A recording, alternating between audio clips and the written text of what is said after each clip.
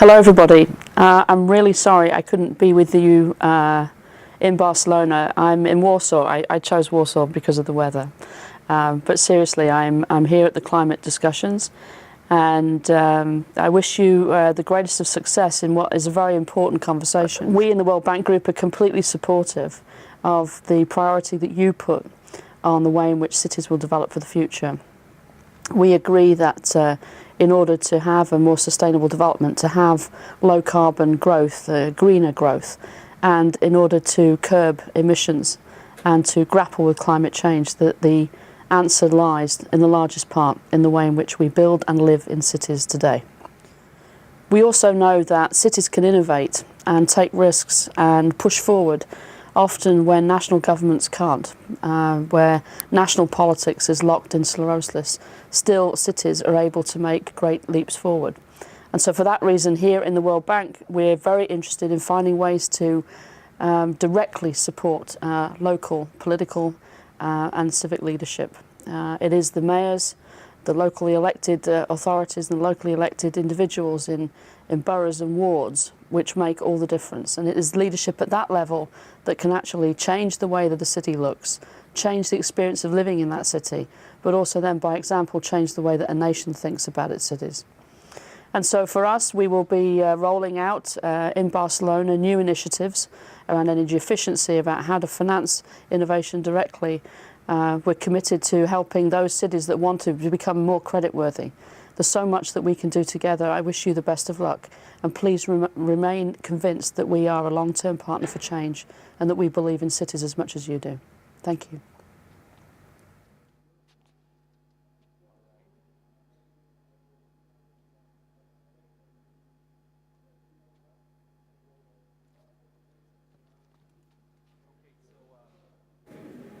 So welcome everybody again. As you heard from Rachel, basically, tackling climate change is a priority for the World Bank Group, because we do know that if we don't, we will not be able to achieve our goal of ending extreme poverty by 2030. Climate change has the potential to roll back decades of development. And as we will be discussing today, cities obviously play a key role in tackling climate change. Why is that? All of you are aware that basically cities account for 2/3 of global energy consumption. About 70% of global emissions come from cities, stem from cities as of today. And rapid urbanization means that by 2050, 70% of the world's population will be living in cities. So the way we plan cities today obviously matters for the emission profiles of cities tomorrow, for the livability of those cities tomorrow. We did a quick kind of analysis over the last couple of weeks because we really wanted to know, okay, what is the potential if cities collectively would be embarking on a low carbon growth path and taking the measures that are within sort of their authority, to what amount of emission reductions would that sort of sum up? And we saw that about 10 gigatons could be reduced fairly quickly, we think, which is basically twice the carbon footprint of entire Europe, so to speak. So concerted action in cities makes sense and can lead to substantial emission reductions. And as we will hear, emission reductions are ultimately translating into competitiveness and into livability. That is the angle that we want to tackle today. But before getting into those discussions and the panel, it is important to note that the new Low Carbon Livable Cities initiative is about two basic kind of buckets within which we group our activities. It is about getting cities ready, enabling cities to plan for a low carbon growth trajectory, for a low carbon growth future.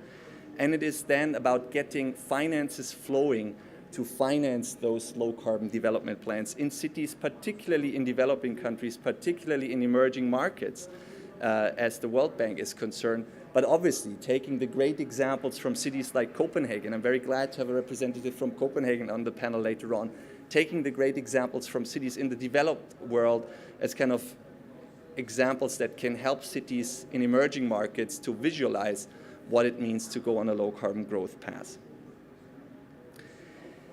The evidence base in terms of planning in emerging markets is simply lacking. It is quite worrisome. Cities don't have the basic analytics in place to plan for a low carbon growth future. Not many cities do have greenhouse gas inventories. Even fewer cities have sort of climate risk assessments or urban resilience plans, which is why we are in this new low carbon livable cities initiative. We're proposing to basically create the human resource base at the intersection between climate science, urban planning, and municipal governance. We are creating a climate change accredited professional program, similar to the LEAD program, that will add the credentials to consultancy firms, but also to city governments, to officials in city governments that want to sort of help city governments to plan in a much more consistent manner for a low carbon growth future. From plan to investments, we basically found when we sort of looked into the 500 cities, the 500 largest cities in developing countries, that there is not a good pattern or form or standard of developing climate action plans. We think that climate action plans have to be informed by a number of things, but obviously two building blocks are a greenhouse gas inventory and an urban risk assessment, bringing in the low carbon as well as the resilience dimension into climate action planning. A climate action plan then gets translated ideally into a capital investment plan. The capital investment plan spells out basically the infrastructure needs that a city needs over the next X years in order to grow sustainably, in order to meet basically the basic service demands of their constituencies. But in doing so, we want to bring in the sort of the climate lens into capital investment planning, which is a dimension that is, as of now, lacking in many instances, in many cities. The infrastructure finance gap in cities is tremendous. As I'm sure you're aware, we're talking about an annual infrastructure financing gap of over $1 trillion in cities, official development assistance, banks like the World Bank, other development banks, and even private sector banks can't do it alone, which is why we need to make more cities credit worthy. That is one of the major findings of our initiative, of the basic analytics leading to the Low Carbon Livable Cities initiative. We found that only 4% of cities globally are creditworthy in international markets. If you look then into domestic markets, the markets that are supposed to provide the local long-term currency financing for infrastructure needs, the figure is kind of slightly better, with about 20% of cities being creditworthy in domestic markets, but still way too low in order for cities to tap local capital markets and then to self-finance their development needs in the face of rapid urbanization and climate change. One example that we're trying to put in place while making cities creditworthy, because there's no doubt about it, getting to creditworthiness for a city takes time. It took Lima in Peru about 5 years to get a credit rating. So it's not a quick fix. It's not overnight.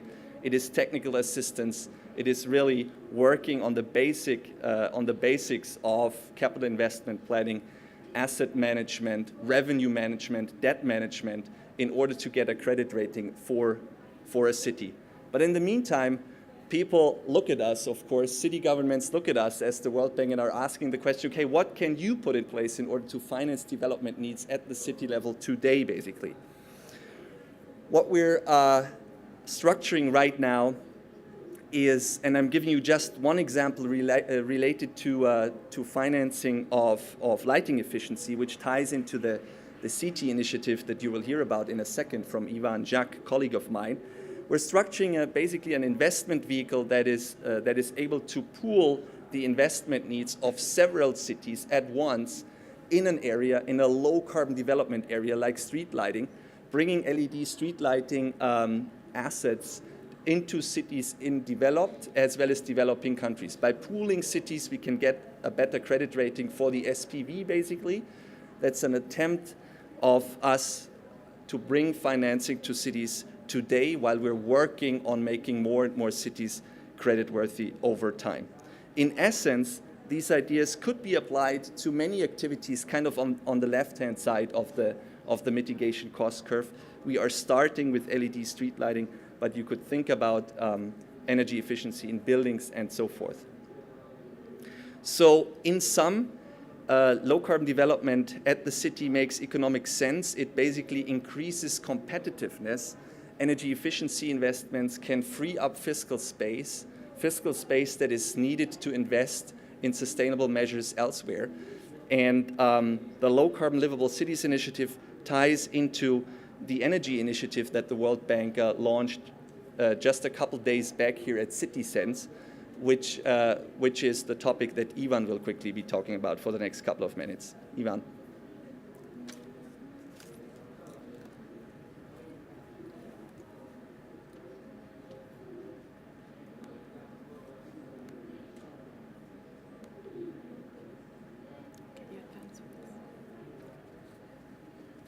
Thank you, Sebastian. Good morning, everyone. As Sebastian said, we just launched an initiative that is very much working in partnership with the LC2 initiative.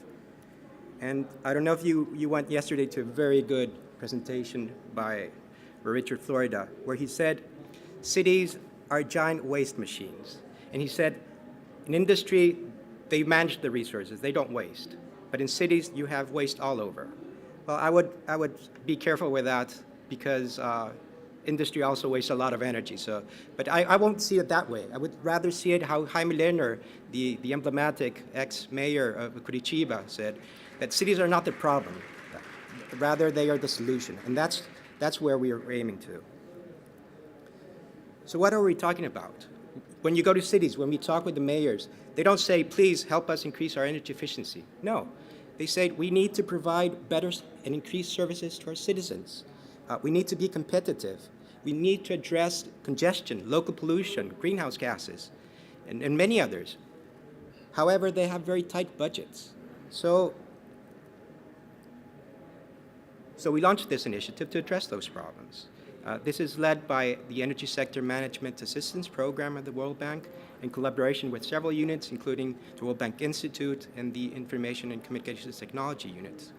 And we are working very, very closely with the LC2 initiative. When you look at the curve that Sebastian showed, most or a big percentage of the actions you can take to reduce emissions are related to energy efficiency. So it makes sense that we work together. And this builds on many, many years of World Bank work experience in cities. For example, probably some of you know the TRACE. You have a brochure in your seats. It's a very rapid assessment that helps cities know what they can do, where to prioritize actions, what actions within those priority sectors they can take. However, we're very well aware that this is, for example, like the energy audits that you do in industry. That is only paper unless you transform it into concrete actions. So we devised this initiative to go the further steps. So as Sebastian said, we launched it in Barcelona, right here, just a few days ago on Monday at the CitySense conference, where we joined a couple of many mayors and city officials from many cities to explain this initiative and to get them on board. So what's it about? So here's some few figures. It's 3 years, $9 million, and we're aiming to reach to 50 cities. And we are addressing the problems that we saw before. We want to reduce pressure on budgets. We want to improve and expand services, reduce pollution, and how using energy efficiency as the medium, not the objective. So we want to, and what's the transformation part of this initiative? You see, City Energy Efficiency Transformation Initiative. We don't want to do pilot projects. Rather, if we want this to be sustainable, we want to integrate energy efficiency into city strategies, planning, daily operations. Only then can we have a sustainable process. And how will we do that? We want to address 4 key barriers that I have city representatives here, that you face day to day.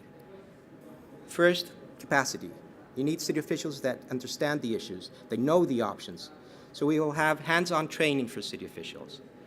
Second, we need projects. We need to develop bankable projects. So we will provide the support to assess the energy efficiency opportunities that the cities have and help them develop the interventions. Third, financing. As we saw in City Sense, finance is a key barrier for cities to get things done. So we will match cities with sources of financing. And fourth, we know that cities like to learn from their peers. So we will facilitate an exchange between them to know what has worked, what has not worked. So that's, in few words, City Energy Efficiency Transformation Initiative. Thank you. Thanks, Ivan. That's great. Yeah. Thank you, Ivan. Okay, with that, let's dive into the panel discussion. I have the pleasure of introducing a number of speakers to you. And as I call your name, please come take a seat on stage. First of all, we have Shannon Lawrence. Shannon is the energy director of the C40 network of cities and heading the energy strategy of the C40 network. Welcome, Shannon. We have Mr. Jørgen Abildgaard, the executive climate project director of the city of Copenhagen. I think it is fair to say that Jørgen is the mastermind behind Copenhagen's climate neutrality strategy, and we'll hear more about that in a minute. Welcome. And we have Mr. Derek Morgan, the energy efficiency manager of Durban Municipality. Durban has just recently embarked on a process of developing a citywide climate change strategy that addresses both mitigation as well as adaptation aspects, and I'd love to hear more about that. And last but not least, Ivan, why don't you join us on the panel as well? Welcome back. Thanks. So with that, as I said, let me maybe also take a seat over here. Derek, maybe first question to you. Working in sort of an emerging market or developing country situation, we oftentimes hear that this whole low carbon thing, nice and fine, and the contribution of cities towards bending the greenhouse gas curve globally, very important, yes. But for mayors, it's rather about resilience, increasing resilience, and so on and so forth. We then tend to say it's not either or, it's basically both. One is about, greenhouse gas emissions being a good proxy for efficiency and therefore for competitiveness, while resilience kind of goes hand in hand with mitigation. I'd love to hear from you how Durban goes about developing this new strategy and how you take care of both sides, of both angles, how you integrate those and how you integrate citizens into that process. Derek. All right, thanks. So okay. So I'm from a unit in the municipality called the Energy Office, and essentially our unit is responsible for climate change mitigation. I mean, we deal in energy efficiency, renewable energy, and greenhouse gas reporting. But the way the city is structured is that we've deliberately gone for like a decentralized approach to climate change in the city management. So there's another unit that's responsible for climate change adaptation and biodiversity. And then in the water and sanitation department, there are people who do climate change, the waste department, actually not health, but at some point hopefully health as well. So we've got this decentralized approach to climate change management in the city structure. But what we've begun to realize is that there's a lack of coordination and communication between these different sectors within the municipality and outside the municipality. So we decided to go on develop a climate change adaptation and mitigation strategy for the city to try and bring that vision together. And the way we've gone about it is to really have it driven by the city stakeholders. So the initial phase of the strategy development was just to do a mass media campaign around ideas on what a climate change strategy should incorporate. And that helped us develop certain themes for the strategy. So there's a water theme, there's a food security theme, energy theme, and so on. There's 7 different themes. And we currently go into consultation processes where in each of those themes we've got sector experts and people interested in that particular sector giving us ideas on what exactly the climate change strategy should incorporate in those different themes. So it's an ongoing process, and we're at the stage where we're developing strategies for these different themes. And then the next phase is to develop interventions in each of the themes and then to bring it all together into a comprehensive strategy. So that's kind of the approach that we've taken. And I think it is working quite well. I mean, I think for us, one of the difficulties is to try and not manage the process too much.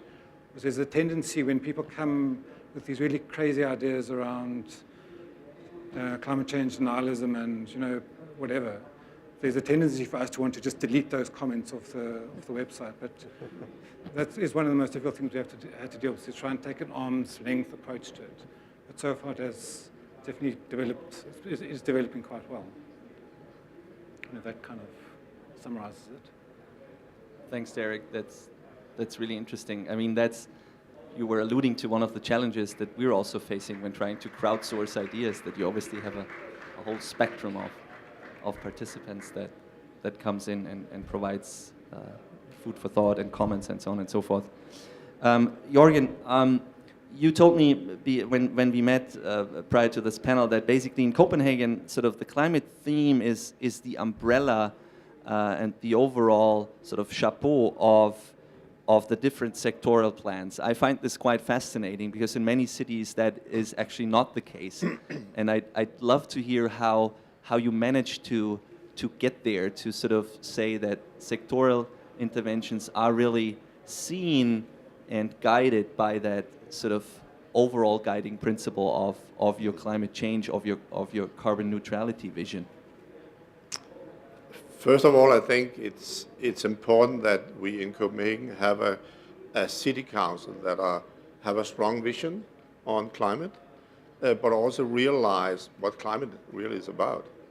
That it is about energy production, it is about energy consumption in all buildings, also in new buildings.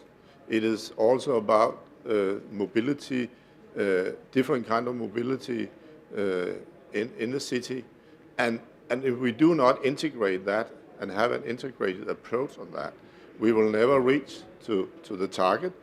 And we have this ambitious target to become carbon neutral in 2025. It's only 12 years from now, so it's not far, and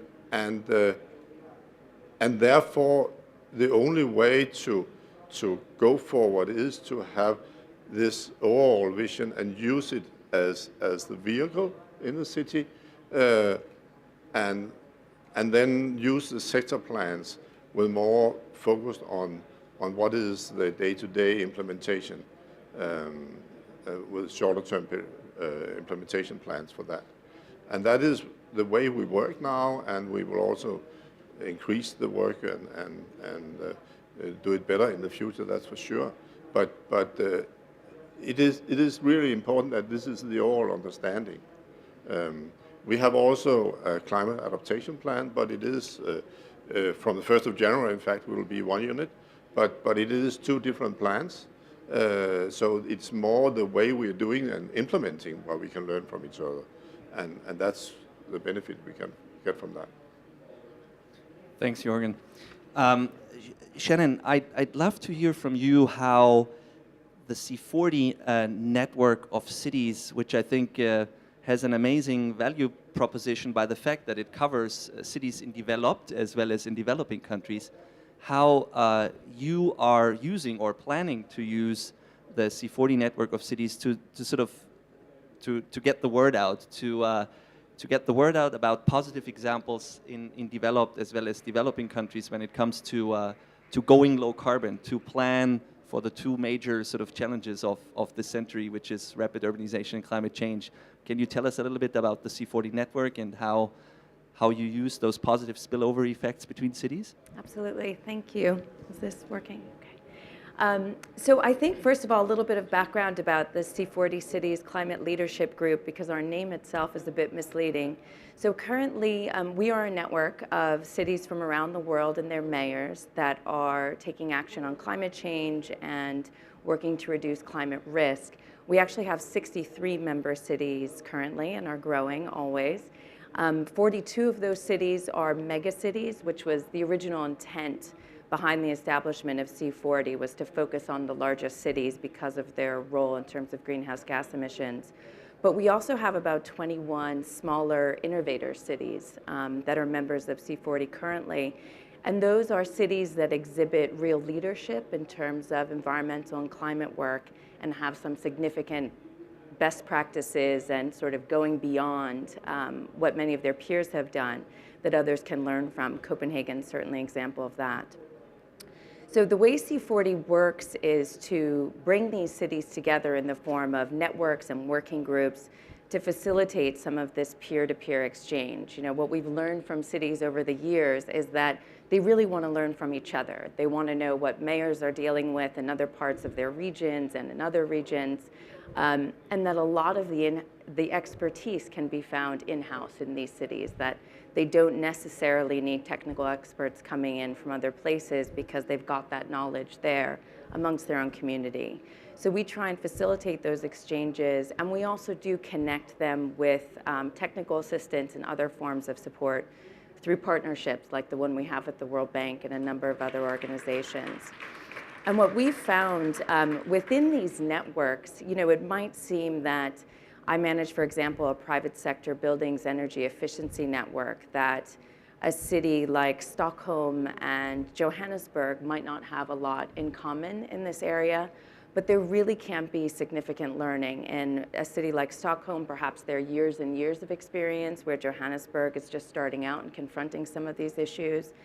So the benefit of C40 is being able to promote this global exchange and allowing you to steal from your neighbors and your peers without having to reinvent the wheel. I did just want to say, actually, Derek, in his example, Derek gave a presentation at CitySense, the World Bank conference that took place earlier this week.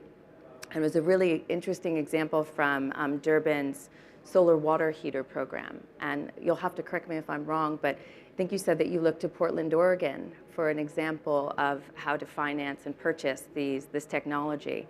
It sounded like the example ultimately didn't work in Durban's case, but again, it gave you a starting point to then proceed with adaptive management. So that's exactly what C40 is trying to support and facilitate.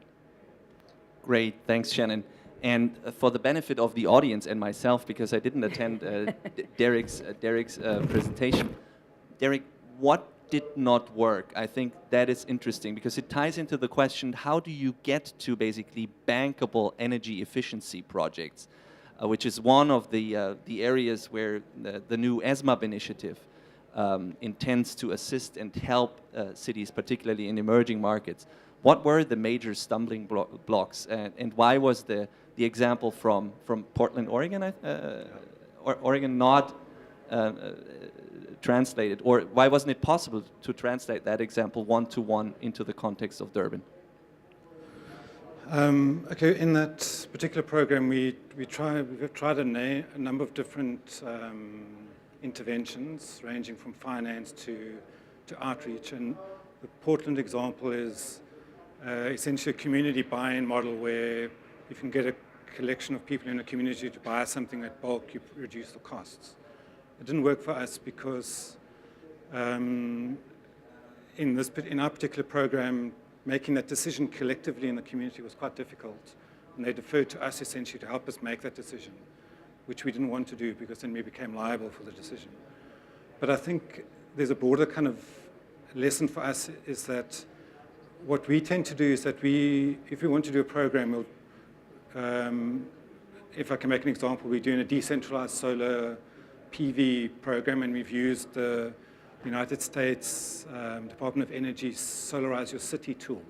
So it's a guideline for decentralized solar PV. And essentially, we've just cut and paste that document into our own framework and developed a tool that is very, very successful. But what I think would be quite useful is that if there was some kind of mechanism where all these tools and programs were summarized, and there was a mechanism for government practitioners to comment on those tools. It's a little bit like, Regal have a list of different types of tools, but it's just a list. If there was a mechanism where, as a online peer-to-peer exchange program, you can say, okay, Solar Cities works for us because X, Y, and Z, and Portland didn't work for us because of X, Y, and Z. I think that would be quite useful. Because peer-to-peer takes time, but if it's online, it's much easier. Great idea. I love the idea. Ivan, could this be taken up by the new ESMAP initiative? Absolutely. Or is it already part, maybe? Well, absolutely. I think what Derek just said is extremely important. Cities like to learn what has worked, but maybe more importantly, sometimes what has not worked and why from their peers. So we take that suggestion and we will have a platform where we will facilitate this exchange. And I hope we can work with you, Shannon, as well. Absolutely, yes. Great. So we will also open it to the floor, so think about your questions. But before that, Jørgen, I'd love to hear how Copenhagen is doing in terms of going carbon neutral. I imagine that you must have some sort of bottom-up mechanism of measuring, of MRVing, so to speak, emissions of different sectors, and you must have a quite comprehensive system in place. How does that work? And if you have 12 more years, where are you right now in terms of that aspirational goal of becoming carbon neutral by 2025? The status is that we have reduced by 24% now. And it's also important to say that what we're doing in Copenhagen is also, we are in fact working parallel with what the government are doing, but their target is in 2050. So we are 25 years ahead, and of course that's a challenge for us. But on the other hand, we can also see on the emissions, the way we count emission is in the same way as in the UN system. It's emissions inside the border of the Municipality of Copenhagen. So we have focus on energy consumption, energy production, and mobility, emissions from that. Quite simple in a way. And we make the account every year for that. We have, in the way we have the implementation on the way is that we have made a 4 years roadmap for the next 4 years, where we have around 65 different kind of initiatives, and we have already started 50 projects. So we have a quite big project organization for that. And we have a steering committee with the CEOs for the different divisions, and we report every third month to them on the status on where we are on the project. So we have quite good overview of the process, and also if we're going to take actions related to the implementation, because of course it's not all that go along the way we think. So we also have to change the implementation pattern. So that is important part of that. but I think the most important part is that we can do a lot of ourselves in the city. But what we need approach to all the investors in Copenhagen. We are, like many other cities, foresee an increase in population of 20% in the same period. And there will be a lot of investments in new buildings. We also have to focus on retrofitting. And the socioeconomic case for Copenhagen to become carbon neutral is that we have to focus both of reduce energy consumption and also change our energy system. And we are well aware of that. But it's also important that we say it every day to the city council that you cannot only change the power production from coal to biomass. We also have to focus on reducing energy in all our buildings. Otherwise, it will be too expensive for the citizens. And that's not what the city council wants. They want also a lower energy bill. So it is a dynamic process where you cannot take one initiative out of the plan because then it will not fit together.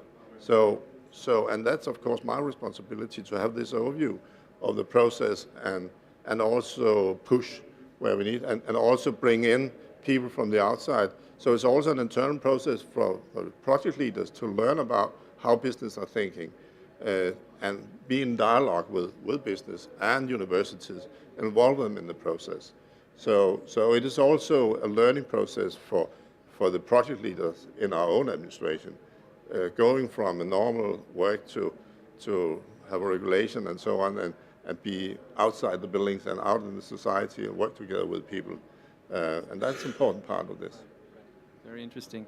Shannon, what is the process kind of that you are seeing in cities within the C40 network of trying to engage the public sector kind of upstream when it comes to energy efficiency investments in particular? Are there best practices that we can learn from? Absolutely. So with C40, again, we do some research with our members every couple of years, and one thing that's really interesting is a powers analysis to understand a little bit more what authority and control mayors have over certain sectors within their cities, and certainly that varies city to city. But we do find in sectors such as transport, waste, municipal buildings, outdoor lighting, there's generally quite a bit of mayoral control. So in some of those sectors, it's, I wouldn't want to say easy, but it can be a little bit more straightforward to implement some of these energy efficiency plans. In dealing with the private sector, and I again work specifically in the area of private sector buildings, energy efficiency, it's a bit more challenging because very few cities can mandate that building owners, private sector commercial building owners in their city take certain actions. So for all of the successful programs that we see, it really is this upstream work that, and even when cities do have the power to mandate, actually, it begins with, in the design phase, sitting down with building owners, property managers, tenants, large tenants in these buildings, certainly investors, utilities, to understand what their challenges are, what their goals are, and how you can work together to achieve those. So I think, and I would defer to my city official colleagues here, but even if there is the ability to regulate, those discussions still need to happen for an effective program. And when there's not the ability to regulate, they're absolutely essential. And communication and training materials and just making it as easy as possible for people to engage in these programs, in addition to addressing the financing and incentives, which are also the most difficult piece, probably. Right. Ivan, within the city initiative that ESMAP launched, what role do you foresee for the private sector to come in and complement some of the activities that this initiative has in store for cities? Yes, well, the main focus of the initiative will be on municipal governments. So we're talking about transportation, buildings, public lighting, water and wastewater.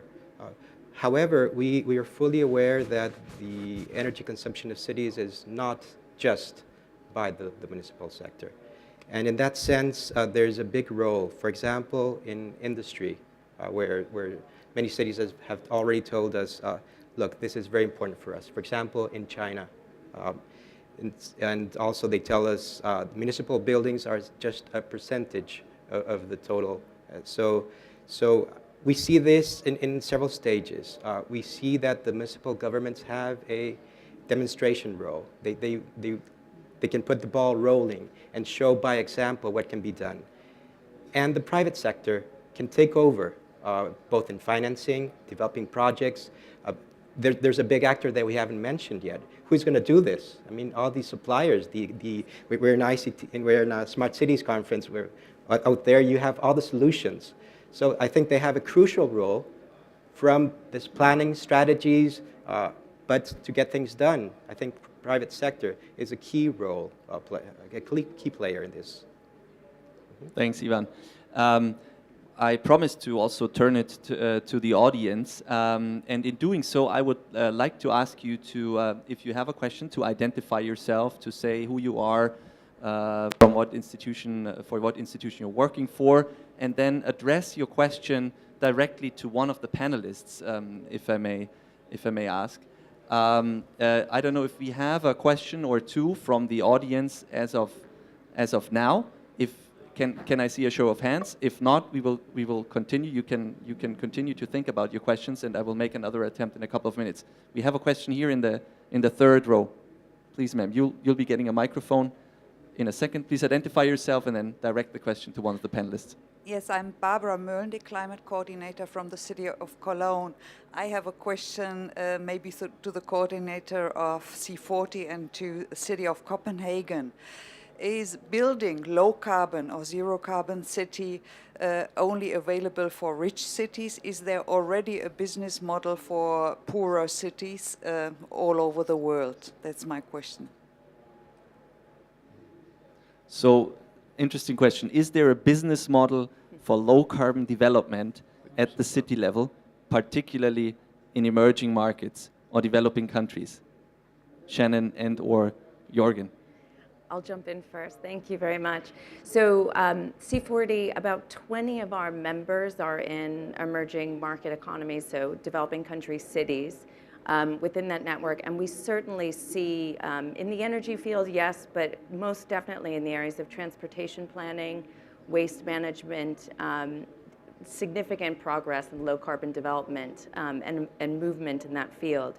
I think there are, I'll let Jørgen speak to the issue of carbon neutrality, but there are significant challenges in these cities that we might not find in other places. And one of them has to do with the suppliers and the capacity of the private sector to deliver on some of these improvements, which is a real issue. Certainly we can bring those in from other countries, but it's great to develop a market locally that can supply these benefits. And there's institutional challenges and the financing challenges that we've all mentioned that I think are more severe.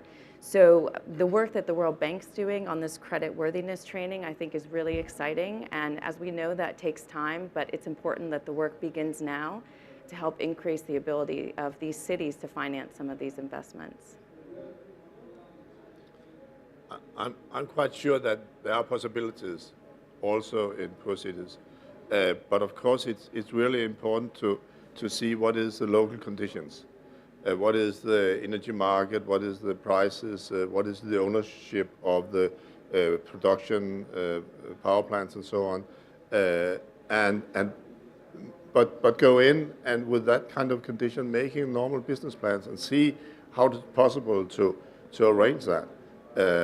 And of course, there will not be two that are looking equal on, depending on where you are in the world.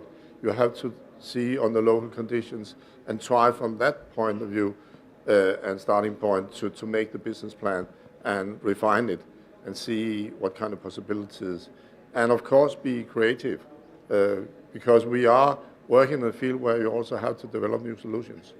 But also involving business from the beginning, I would say, so they can see what are the expectations from the city side, and they can also be part of the process, so we can level up the possibilities. Of course, there will more or less always be low-hanging fruits around, and you can see it as a possibility, but it's maybe also a threat, because in the way we want to have the more long-term perspective of the investments, but the low-hanging fruit can also be a way to get to the market and start a process. So there's just go ahead. Can I comment on that as well? Yeah, Derek, please, sure. So is this on? Yeah. I think it's on. So as a representative of the emerging economies, I think the issues that we face, particularly in Durban, is that first of all, the price of energy is very cheap. So electricity is, for example, 10 US cents per kilowatt hour, which means that payback periods are much longer than they are in Europe. And as an example, we've done a streetlight LED retrofit with a 20-year payback period. So those kind of financing arguments are quite hard to make. But they're not impossible. I'm not saying they, particularly in industry, where they pay much higher rates for for electricity. But what the approach that we tend to take is that you have to demonstrate other benefits to low carbon development. So you have to show that there's job creation and there's some kind of socioeconomic benefit to the program that you promote. Otherwise, they'll never get any traction anyway. That's really interesting. Shannon had another comment, and then I want to. Sorry, just to add one more piece on that. The co-benefits of these energy efficiency improvements, I think, are so important, and there's so much research that's been done around the world, and I know the World Bank is engaged in a lot of it. But I think the importance of consolidating it and translating it locally. The public health benefits are another big one, especially in, we think of cities in China and other emerging markets where energy efficiency improvements can really have a direct impact on public health that can be monetized. And so trying to communicate that a bit more versus just focusing on carbon emission reductions and energy cost savings, I think is really important, as well as job creation. Very important point, the public health element, Shannon. Thanks for bringing that in. The other quick comment I wanted to make is that the World Bank has assisted the city of Rio de Janeiro in developing a low-carbon city development program, which is in essence by now ISO certified management system at the city level, environmental management system at the city level that has a particular angle on low carbon city development, and in essence is a refinement, as Jörg was saying, a refinement of the city's development master plan from a climate perspective. So Rio has this, obviously, like any mega city, development master plan spelled out until 2020, 2025, and so forth. There's different iterations or stages of the plan. And the mayor has then, in a very ambitious way, given targets, municipal emission reduction targets, to the city of Rio, and has then asked the World Bank for assistance in trying to find out which of the investments in Rio's master plan could be undertaken in a form or in a way that helps Rio to meet its own self-set emission reduction targets. So the refinement of these city-level business plans or development models works in developed as well as in developing countries. It's not sort of, as Derek was also saying, it's not a particular sort of, luxury thing that only developed countries or cities in developed countries can afford, because as Ivan was saying, it is also about realizing energy efficiency savings by going low carbon, savings that any municipal government, be it in a developed or developing world, really wants to realize, I guess. Yeah, Sebastian? But with that, yeah. Yeah, I would like to add that for those of you that went to the gala dinner yesterday, well, Rio precisely won the Smart Cities award because of that, because they have very clear targets. They have a very clear way of doing things and achieving. So I think that's an example for other cities. Right. But with that, let me maybe turn it back again to the floor and see if there's additional questions, comments that you might want to ask by a show of hands, trying to identify. There's a question in the middle of the audience. Please remember to identify yourself and to direct the question then to a panel member. Thank you. My name is Kari Espegren. I'm a researcher in energy from Norway, independent research foundation, and I have a question for Copenhagen, because I would like to acknowledge the work you are doing, but I also would like to know a little bit more about how you actually will deal with the mobility and the transport sector to achieve this carbon neutrality, because I think that will be the main challenge. Both public and private transportation. Yeah, could you please elaborate a bit? That's for sure, and I fully agree. Transportation is maybe the biggest obstacle. I think we have a really good basic in Copenhagen because we have a lot of bikers. 1/3 of all Copenhageners are using their bike every day to work or study, and that is really the basic in our mobility structure. We have a quite good public transport system. We are developing that for the time being with a big metro line, circular metro line, supporting the existing metro line we have. So that is the basic, together with buses and so on. So we expect that at least 2/3 or maybe more are going to either walk, bike, or use the public transport in the system as such. But of course, there will be a lot of cars left. And we have congestion problems already in Copenhagen. We can also see that they will be bigger in the future. We just had a commission that predict that it will be doubling up in 12 years' time from now. And that will be a huge problem in Copenhagen. What we're doing on the transport is that we see that in the future we will have more multi-fuel systems in the transport sector. We will have electricity, we will have gas, biogas, natural gas, we will have hydrogen, and maybe other sources also in the future. And we want to prepare for that. But we cannot make the market as such, we can support it. So it also depends on what can the car manufacturers deliver to the system, what is our own tax system in Denmark, and that's of course a basic.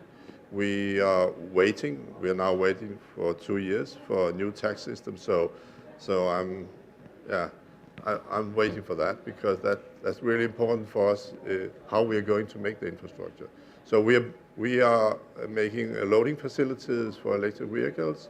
We are establishing gas stations and supporting the private sector in that. And we are also looking in the possibilities of more biogas from our organic waste system to bring that into the market. So there's a lot of possibilities here. But also, and I think one last thing is that we can see that heavy transport is really important part, and that we have a quite big role in that, because 40% of all heavy transport in Copenhagen is part of what we are doing in Copenhagen in construction work and so, or where we are going to give an allowances. So it's also possible for us to put that pressure on that heavy transport are going to use other fuels in the future, and set a regulation for that. And that's what we are working for the time being. Really interesting example. Jörg, thanks a lot for mentioning bikes as basically the backbone, so to speak, of the mobility structure of the city. That's fascinating. Sometimes people tend to not laugh, but tend to think, yeah, in Copenhagen they're all a bit crazy. But I think even, the city of Rio is putting in place more bicycle pathways and stuff like that, because if you can bike in Copenhagen year-round, you can for sure bike in Rio de Janeiro year-round. With that, we have a couple more minutes left, but not much, I'm afraid. Do we have another question from the floor? If I don't see a show of hands, I will basically thank the speakers, the panelists. I think it was a great panel.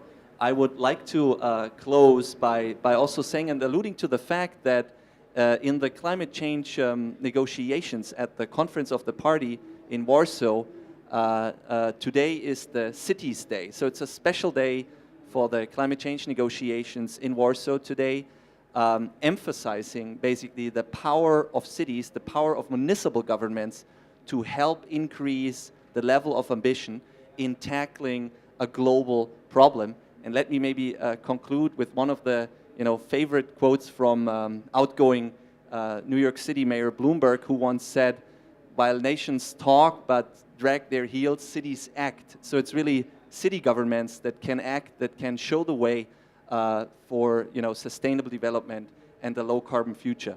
With that, again, let me thank you, all of you, for joining me on the panel today. That was a very interesting discussion, and thanks to you all for coming. Thank you.